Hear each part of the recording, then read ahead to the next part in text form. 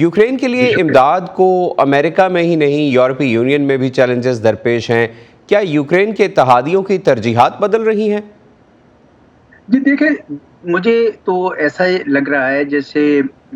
Ukraine ایک ایسی جنگ میں پھنس کر رہ گیا ہے جس میں وہ دوسروں پہ منحصر ہے کہ وہ اس کی امداد کریں تو وہ آگے چلے، اور یہ ایک سلپری سلوپ ہے، کیونکہ جس طرح آج یورپین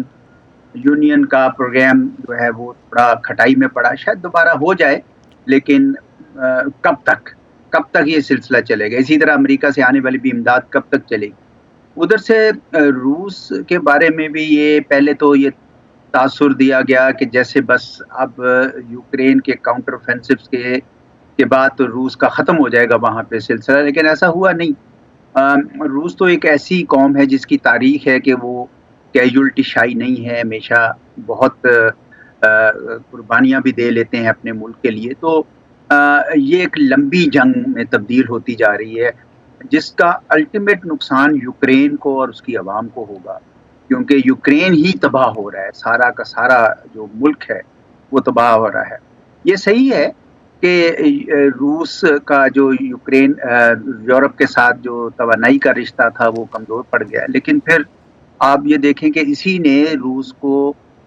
مزید دھکیل دیا ہے چین کی طرف اور ایشیا کے دوسرے ممالک کی طرف۔ تو مجھے نہیں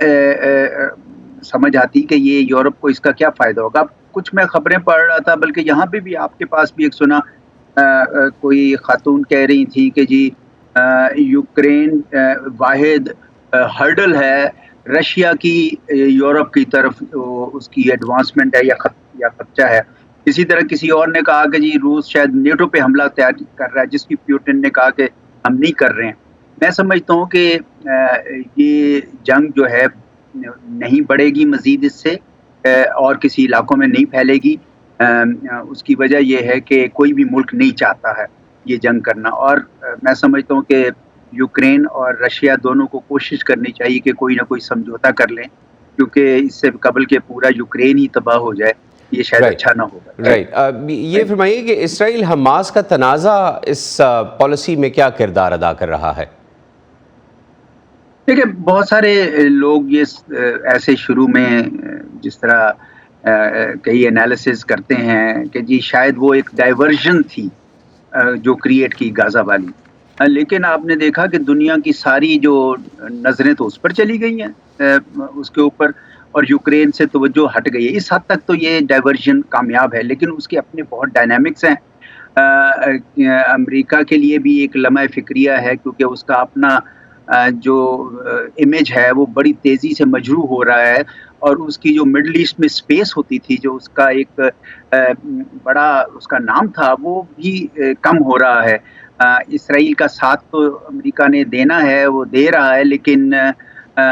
جس طریقے کا ظلم شروع ہو گیا ہے وہاں پہ، میرے خیال میں امریکہ کے اندر بھی یہ سوچ آنی چاہیے۔ خود یہودی بھی بہت تیزی سے یہ کہہ رہے ہیں، اس طرح تو قتل و غارت اور اس طرح کی بمبارڈمنٹ جو وحشیانہ ہے،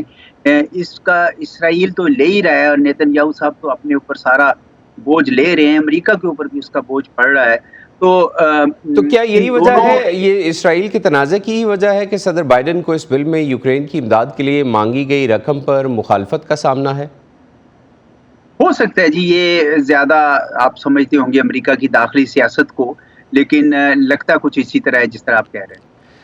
یوکرین کے لیے اضافی مالی مدد کیا ریپبلکنز کے لیے اتنی اہم نہیں جتنی کہ بائیڈن انتظامیہ اور ڈیموکریٹس کے لیے ہے؟ اور آپ بھی واقف ہیں کہ بارڈر سیکیورٹی از اے میجر ایشو، اس بل کی جو منظوری ہے اس میں ایک رکاوٹ ہے۔ تو کیا ہمیں اس کو سیاست کہنا چاہیے، ہمیں اس کو دو مختلف پارٹیز کے انٹرسٹس کہنا چاہیے؟ ذرا یہ بھی بتائیے، چونکہ آپ یہاں رہ بھی چکے ہیں، ہمارے دیکھنے والوں کو، کہ امریکن ڈیموکریسی میں ایسا یہ کچھ لے کچھ دے کا سلسلہ جو ہے یہ کیا پروڈکٹیو ہے؟ دیکھیں، ہمیں تو یہی بتایا گیا ہے کہ جمہوریت ہمیشہ نوائزی ہے،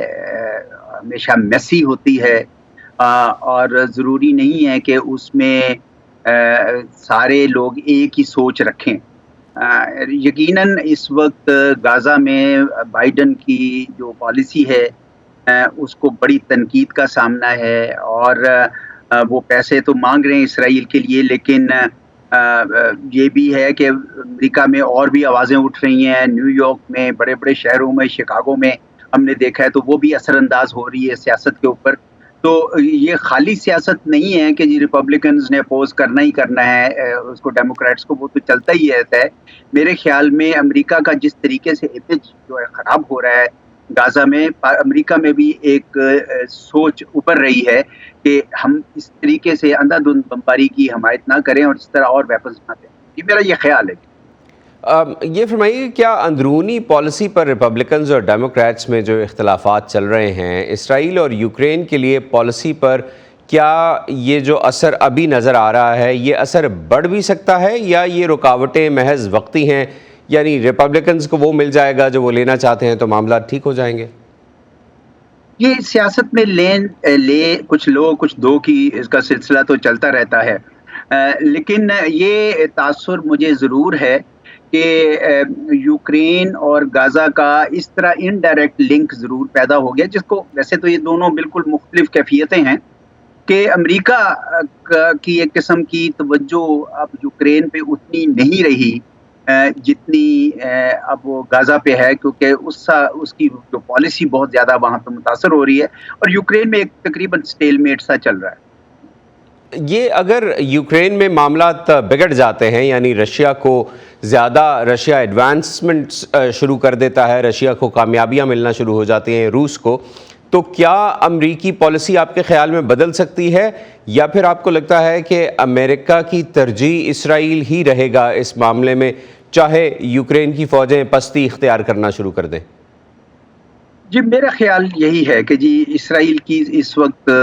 امریکہ کی توجہ اسرائیل والی، کیونکہ وہاں پہ جو صورتحال پیدا ہو گئی ہے وہ پہلے ماضی میں ایسے کبھی نہیں ہوا تھا، یہ کہیں زیادہ ہے۔ اس سے پہلے بھی بڑے بڑے ہم نے دیکھے، صابر شتیلہ پہ حملے یہ وہ، لیکن اس دفعہ بہت زیادہ بڑھ گیا ہے۔ یوکرین البتہ